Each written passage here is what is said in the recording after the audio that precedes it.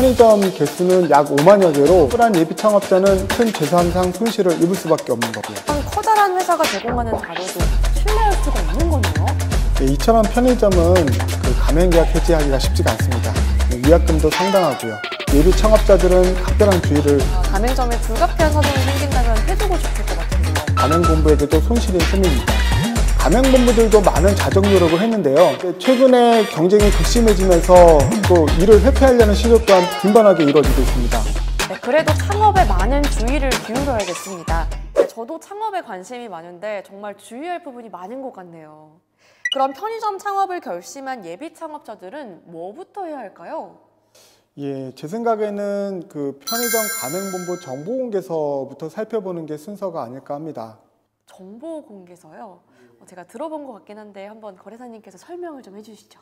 예, 정보공개서는 가맹본부가 창업 희망자에게 필수적으로 제공을 해야 되는 그런 서류입니다. 가맹본부의 일반 현황, 가맹점 현황, 그리고 가맹점 사업자의 영업활동 조건들을 담고 있는 그런 서류인데요. 기재사항이 한 70여 가지가 됩니다. 혹시 그러한 정보를 담고 있다면 창업 희망자는 꼭 살펴봐야 할 문서가 아닐까 싶은데 혹시 어디서 볼 수 있을까요? 예, 관심 있는 브랜드 가맹본부에 직접 요청을 하셔도 되고요. 공정거래위원회 가맹사업거래 사이트에 접속을 하시면은 직접 해당 브랜드도 열람도 가능하시고 여러 브랜드들의 정보공개서도 비교하실 수가 있습니다.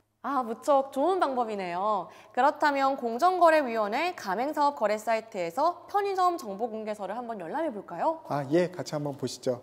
포털 사이트에서 공정거래위원회 가맹사업거래로 검색하시면 해당 사이트를 찾으실 수 있는데요. 상단의 메뉴바에서 정보공개서 열람을 클릭하시고 업종은 도소매, 편의점으로 검색을 하시면 됩니다. 2022년 2월 현재 45개 브랜드의 정보공개서가 공개되고 있으며 이곳에서 개별 브랜드의 정보공개서를 열람하실 수 있습니다. 다양한 브랜드의 정보공개서를 비교하기 위해서는 상단의 메뉴바에서 가맹희망 플러스 정보공개서 비교 정보를 클릭하면 편의점 브랜드별 가맹점 수, 신규 개점, 가맹점 평균 매출액, 가맹점 면적당 평균 매출액 등의 정보를 비교할 수 있습니다. 가맹점 수로 정렬을 하게 되면 CU, GS25, 세븐일레븐 순으로 나오게 되며 가장 궁금해하실 가맹점별 연간 평균 매출액은 로그인 편의점 6억 5,300만원, GS25 6억 2,300만원, 미니스탑 5억 9천만원 순임을 알 수 있습니다. 다만 로그인 편의점은 가맹점 수가 71개로 현저히 적으며 현 시점 2021년 자료가 아직 업데이트 되지 않은 점은 주의하셔야 하겠습니다. 편의점 창업을 고려하신다면 이와 같이 공개된 정보를 활용해서 1차적인 선별이 필요할 듯 합니다. 특히 정보공개서가 검색되지 않는 브랜드는 주의를 요하실 필요가 있고요. 네, 매우 유용한 정보네요. 그럼 구체적으로 정보공개서에 대해서도 한번 알아볼까요? 편의점 업종에서 가장 가맹점 수가 많은 CU 편의점 정보공개서를 한번 살펴보시죠. 네. 내용이 많아서 가맹본부의 일반 현황과 가맹사업 현황, 영업 개시 전과 영업 중의 부담, 그리고 계약 종료 후의 부담, 이렇게 세 파트로 나눠서 한번 살펴보도록 하겠습니다. 가맹본부의 일반 현황에는 가맹본부의 상호, 주소, 대표자 등과 해당 가맹사업 경영에 영향을 미치는 특수관계인의 현황이 있으며 지식자산권 등록사항 및 대략적인 재무상황 등의 확인이 가능합니다.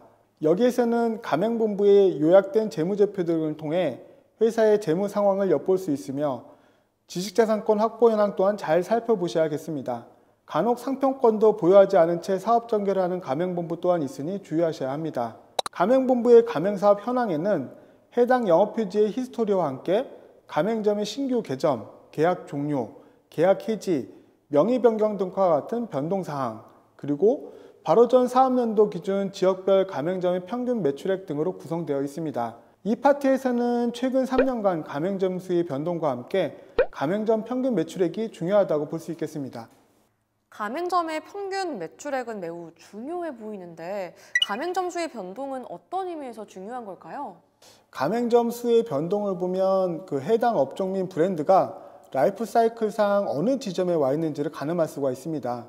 CU 편의점의 경우 2020년 신규 개점 가맹점은 1,654개로 2018년에 비해 40% 정도 큰 폭으로 증가하였으나 계약 종료 및 계약 해지는 23% 증가에 그쳐 상대적으로 증가폭이 작습니다. 도입기 성장기에 있는 브랜드는 외형적으로 계속 확장되며 매출 또한 증가하기에 신규 가맹점이 계속 늘어나고 있음을 볼 수 있는데, 성숙기를 지나 쇠퇴하는 브랜드의 경우 계약 종료 및 해지 등의 가맹점 폐점으로 계속 위축되는 상황이 발생하는 것입니다. 다음은 한때 인기를 끌었던 스몰비어 대표 브랜드의 최근 3개년 가맹점 현황입니다. 가맹점도 계속해서 줄고 있는데 2021년에는 신규 개점 가맹점이 단 한 개도 없습니다. 아, 진짜 그렇네요. 가맹점 수의 변동을 통해 해당 브랜드 수명을 엿볼 수 있는 거군요. 네, 정확하게 짚으셨습니다. 다른 브랜드도 한번 또 볼까요? 네. 대표적인 도시락 브랜드인 한솥의 일반 현황과 가맹점 현황입니다. 가맹본부의 매출액과 영업이익은 우상향하고 있으며 운영 중인 가맹점 및 신규 가맹점도 꾸준히 증가함을 볼 수 있습니다. 가맹점들의 매출액을 보기 전 해당 브랜드의 가맹점 변동만 살펴보더라도 큰 인사이트를 얻으실 수 있을 겁니다. 가맹점 수의 변동이 이렇게 중요한지 처음 알았습니다. 다음은 직전 사업년도의 가맹점 평균 매출액인데요. CU 가맹점들의 2020년도 가맹점 평균 매출액은 약 5억 8천만 원이며 한 평당 2,600만 원의 매출을 올린 것으로 나타났습니다. 전체 가맹점들의 평균 매출액을 살피고 창업 예정 지역의 평균 매출액을 검토하여야 합니다. 동일한 영업 표지로 영업을 하고는 있으나 서울의 가맹점 평균 매출액은 6억 6천만 원으로 제주의 5억 원 초반과는 상당한 차이가 있습니다. 또한 평균 매출액만으로는 실제 운영 현황을 파악할 수 없기에 가맹본부로부터 정보공개서와 함께 수령한 인근 가맹점 현황 문서로 운영 중인 가맹점을 확인하고 직접 방문해서 객관적인 정보를 얻으실 필요가 있습니다. 그럼 정보공개서는 창업 희망자에게 정말 중요한 문서네요. 예, 그런 셈이죠. 다음은 뭘 살펴볼까요? 네, 이번에는 CU 편의점 운영 중에 가맹본부에 지급해야 하는 비용을 가맹 형태별로 좀 살펴보고 가맹 형태에 따른 가맹본부와의 수익 배분에 대해서 시뮬레이션 해보도록 하겠습니다. 다른 업종하고 달리 편의점은 가맹본부에서 직접적인 투자를 하고 가맹점 사업자를 지원하면서 그에 따른 매출이익을 서로 이렇게 나누게 되는데요. CU 편의점을 대상으로 살펴보고는 있으나 대부분의 프랜차이즈 편의점들이 이러한 구조를 띠고 있습니다. 다음은 CU 편의점 홈페이지의 가맹 조건 내용입니다. 가맹점에서 발생하는 매출액에서 매출 원가를 제외한 매출 이익을 구하고 가맹 형태별로 상호 약정한 수익 배분을 하는 구조인데요. 가맹 형태는 가맹점주가 점포를 직접 임차하는 점주 수익 추구형과 가맹본부가 점포를 임차하는 점주 투자 안정형으로 크게 나눌 수 있으며 각 가맹 형태 중 가맹점주의 투자에 따라 타입이 나뉘게 됩니다. 그럼 편의점은 가맹본부와 가맹점이 한 배를 탄 구조인 거네요? 네, 맞습니다. 가맹본부와 가맹점의 수익을 나누고 가맹점주가 얼마나 돈을 투자하느냐에 따라 가지고 수익 배분 구조가 달라지게 되는 것입니다.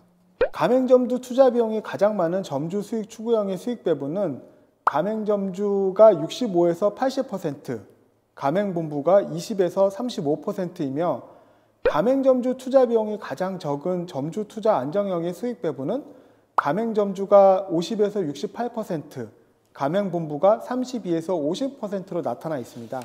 이에 대한 비용 부담은 정보공개서의 영업 개시 이전의 부담 항목에서 설명하고 있으며 관련 수익 배분과 운영 중 예상되는 비용 항목에 대해서도 정보공개서에 자세하게 설명하고 있습니다. 그러면 실제 CU 편의점의 가맹 형태별 가맹점주 예상 수익은 어느 정도가 되나요? 네, 매우 중요한 질문이라고 생각합니다. 최근 2023년도 최저임금이 시간당 9,620원으로 책정되자 한국편의점주협의회는 올해 편의점 월평균 매출액이 4,357만 원이고 여기에서 비용을 제외하면은 실제적으로 가맹점주가 가져가는 순이익은 거의 없다, 손익분기점에 가깝다, 이렇게 주장한 바 있습니다. 다음의 표는 CU 편의점 가맹 형태별 예상 시뮬레이션입니다. 2020년 CU 편의점 정보공개서의 평균 매출액과 유사하게 가맹점의 월 평균 매출액을 5천만 원으로 가정한다면 가맹점 사업자의 수익 배분 최고액은 1,200만 원이고 최저액은 750만 원 정도가 됩니다.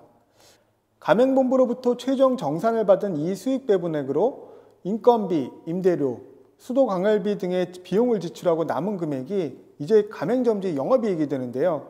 시뮬레이션 결과 가맹점주 영업이익 최고액은 430만 원 정도며 최저액은 50만 원 수준으로 나타났습니다. 한국 편의점주 협의회와 같이 인건비 비중을 좀 더 올린다면 손익분기점 수준으로 떨어질 수밖에 없을 것입니다. 예상보다 매우 낮은데요? 이렇게 시뮬레이션하여 풀어보니 확 와닿습니다. 최근 편의점 관련 기사가 많은 이유가 있었네요. 예, 그렇습니다. CU 편의점의 경우 가맹점 수로는 업계 1등이고 가맹점주들 매출액도 업계 상위권에 속하는데요. 일단은 이런 구조에도 그 수익을 내기가 쉽지 않은 구조인 것입니다.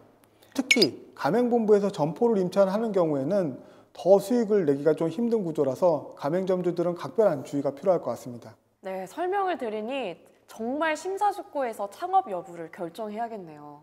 네, 맞습니다. 다음은 CU 편의점의 계약 종료 후의 부담 부분을 살펴보겠는데요. 편의점 가맹 계약은 기본 5년으로 매우 깁니다. 따라서 계약 기간을 채우지 못하고 중도에 해지하는 경우가 상당히 많은데요. 이에 따른 가맹본부의 위약금 청구가 부당하다며 분쟁 조정을 신청한 사례 또한 매우 많습니다.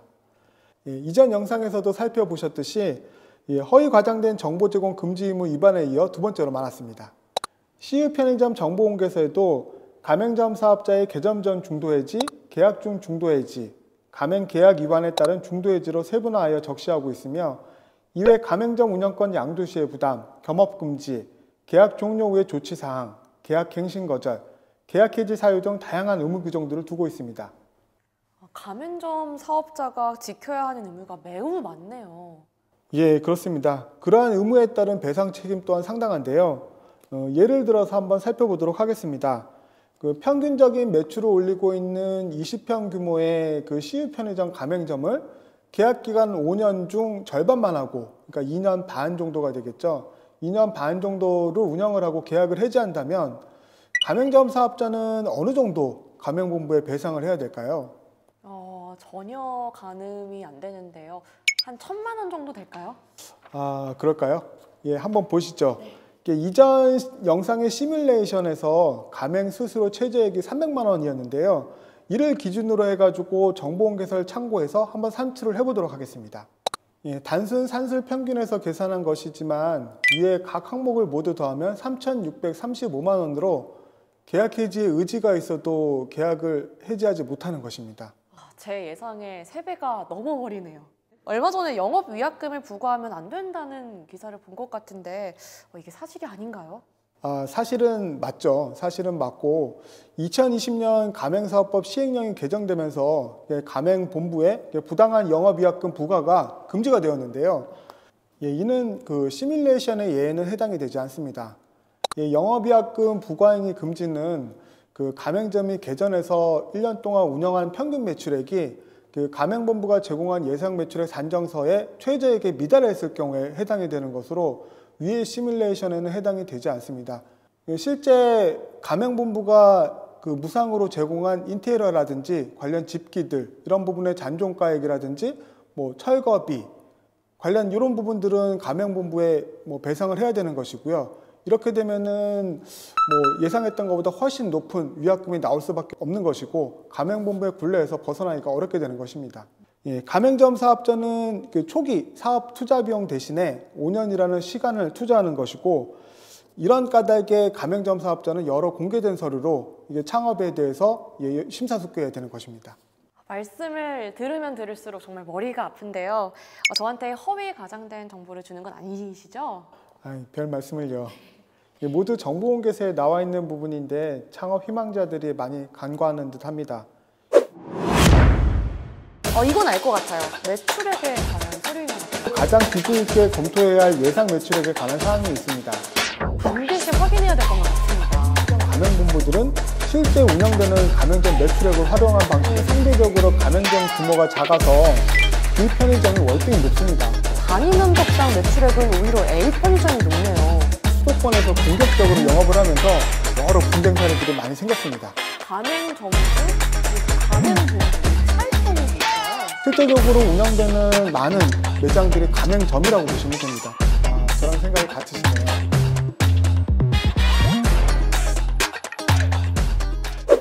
영상이 도움이 되셨다면 좋아요와 구독 부탁드릴게요.